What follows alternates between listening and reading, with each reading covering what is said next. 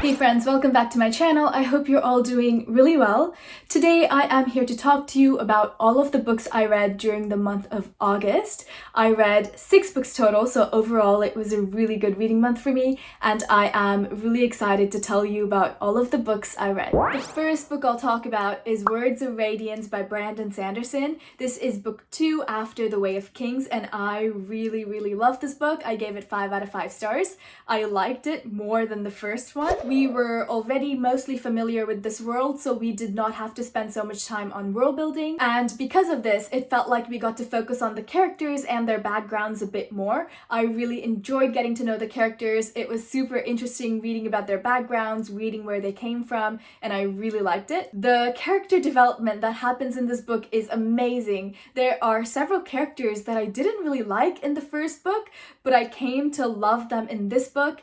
Adolin especially, I didn't really think much of his character in the last book, but in this book we get to know him a bit more and I really ended up liking him. In the last book I thought Dalinar was kind of boring and just kind of full of himself really, but in this book I really liked him as well. The plot was amazing, the pacing was amazing, it never felt like the story was going too slow or too fast. There were definitely some point of views I was more interested in than others, but I feel like that's something that almost always happens when you read a book with multiple point of views, so I didn't really count it as a negative thing. One of my all-time favorite characters is from this series, and yes, I'm talking about Kaladin. I just love him so much. His character is so intriguing to me, and I cannot wait to see where his story goes, and I'm just really looking forward to that in the next book as well. He is an amazing leader, and I loved seeing how he dealt with people that are under his command, and I just loved reading from his point of view. I don't really want to talk about any spoilers here because I know a lot of people have not read this series, but I did talk about my thoughts on this book in much more detail in the last vlog that I posted,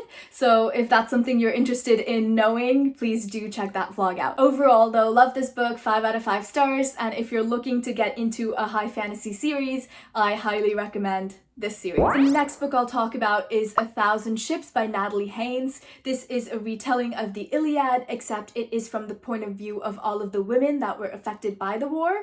We follow women on both sides of the conflict, so Trojan women and Greek women, and it's really interesting reading from their point of view. One of the women I really loved reading about was Calliope, who is one of the 9 muses of Apollo. I loved her perspective the most. She had a very interesting disposition, and I liked reading from her perspective a lot. Another perspective I really enjoyed was that of Creusa. She is the wife of Aeneas, who was a Trojan war hero. I also really enjoyed reading from the perspective of Hecate, queen of Troy, and her daughter Cassandra. Cassandra is the one who was cursed by Apollo, so she basically has the gift of prophecy, except no one really believes what she's saying, they all just think she's mad. Another woman whose perspective we get to read from is Penelope.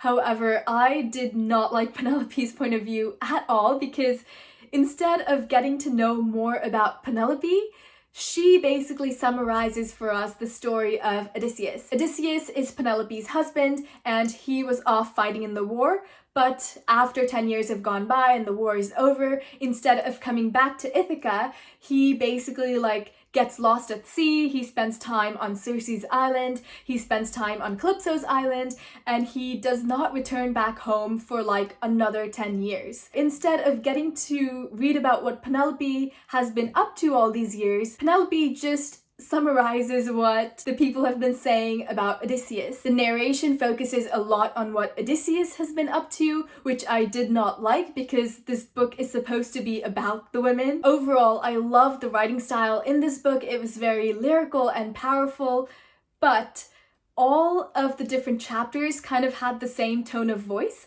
So the different women whose point of view we are reading through did not really feel like they were different women because they all sounded the same, which was one of the reasons I did not give this book 5 stars. So overall, I really liked this book. I thought it was really interesting and I do recommend it, but I think that it could have been a little bit better. But overall, I did really like it. The next book I'll talk about is My Neighbor Totoro. If you are unfamiliar with the story, we follow 2 siblings.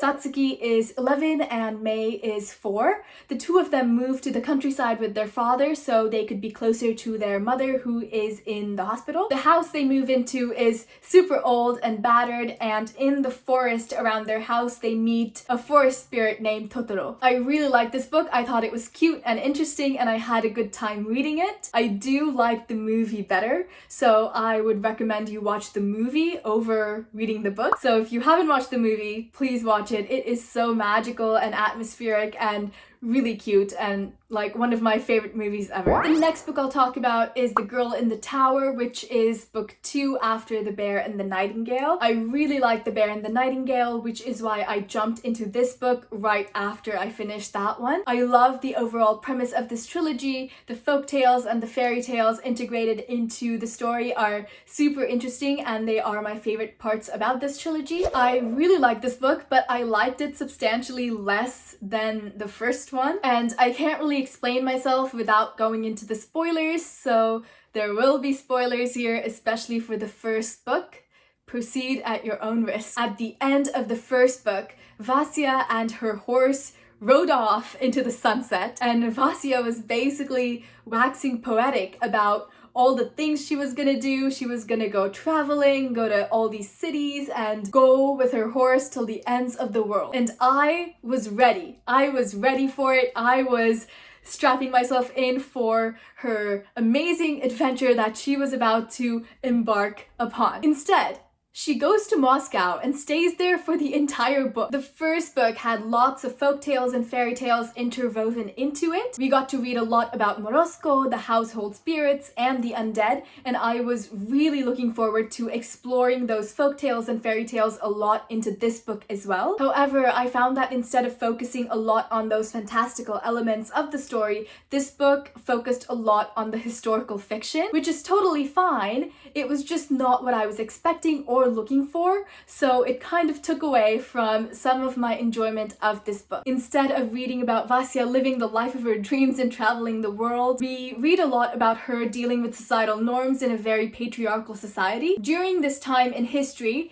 women basically don't have any dreams or ambitions, or if they do, they are not really allowed to act upon them because they are kind of pushed to get married and have children, and if they don't do that, then they get sent to a convent. And while this is very historically accurate, Vasya, being one of the only people to really rebel against these social norms, kind of made her a not like other girls kind of character, which I didn't really enjoy. I also thought that Vasya was just too hard-headed for her own good.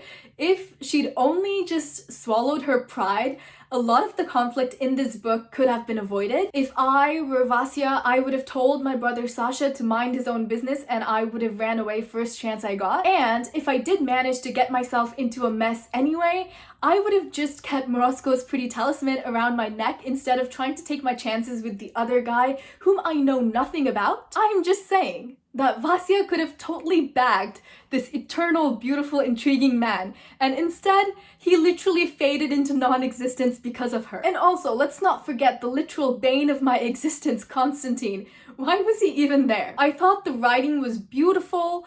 I loved the folktale. I loved the setting. The winter setting really just kind of pulls this book together, and I loved reading this book because of the writing and because of the setting. However, I just did not like the plot. I ended up giving it 3 stars, and I am still excited to read the last book in the trilogy, which is called Winter of the Witch, I think. The next book I'll talk about is These Violent Delights by Chloe Gong. This is a Romeo and Juliet retelling set in Shanghai in the 1920s. I'm not actually sure if it's the 1920s, but that's just what I remember. I could be wrong. I really liked this book. I thought the premise was really interesting and the writing was really beautiful. I thought it was a very strong debut novel, and I'm really excited to see how Chloe Gong's writing evolves from here. I loved Roma, Benedict, and Marshall. Their chapters were definitely more interesting to me. I personally also felt like the 3 of them were the only people doing constructive things that pushed the plot forward. I also thought Juliet had the potential to be a very deep character. She is heir to what seems to be a very patriarchal gang, and she grew up in America as well. So not only do some people question her status because she's female, but also because she did not grow up in Shanghai. I really liked reading about her internal struggles regarding all this. I felt like it made her feel more authentic. The reason I didn't really like her though is because she kept beating people up to prove herself as worthy of her status. But you can't just prove yourself by beating people up. Like, at the end of the day, you need to have something more that makes you worthy of your status instead of just the ability to beat up everyone who opposes you, you know? Going into this book, I obviously knew that there would be romance between Roma and Juliet, but I didn't really like the romance in this book at all, to be completely honest. I thought it was a little bit cringy and dramatic, which makes sense. Shakespeare is romance, drama, tragedy, and I think that Chloe Gong tried to kind of emulate that in this book as well, but I just did not think it worked for this time period and for these characters. Overall, I liked it. I gave it 3 stars, and I am excited to read the next book when it comes out. The last book I'll talk about is actually non-fiction. It is called Sell Like Crazy: How to Get as Many Clients, Customers, and Sales as you can possibly handle. This book was okay, but not my favorite. There were some things that were very helpful and insightful. However, there were a lot of things that were not very helpful and not very insightful. A lot of the information that I got in this book, I could have easily gotten from like a 1-page article on the internet instead of having to read this whole 300-page book. Some of the sales tactics that he talked about I don't really agree with, which is another reason why I didn't love this book as much as I could have. There was some helpful information in this book, like I said, but picking out those tidbits of helpful information was like picking out M&Ms from a bowl of Skittles. This book was also really repetitive and could have easily been cut in half if you just cut out all the redundant information. Another huge problem I had with the book was that the author spent a lot of time selling the book, telling us how great this book is, telling us how great all the information in this book is, and just kind of trying to sell his book. And the thing is, I'm already reading the book. I don't need you to sell it to me, I'm reading it. He also kept mentioning things without explaining them. He kept saying stuff like, use the Godfather strategy to do this, use the Godfather strategy to do that. What's the Godfather strategy, you ask?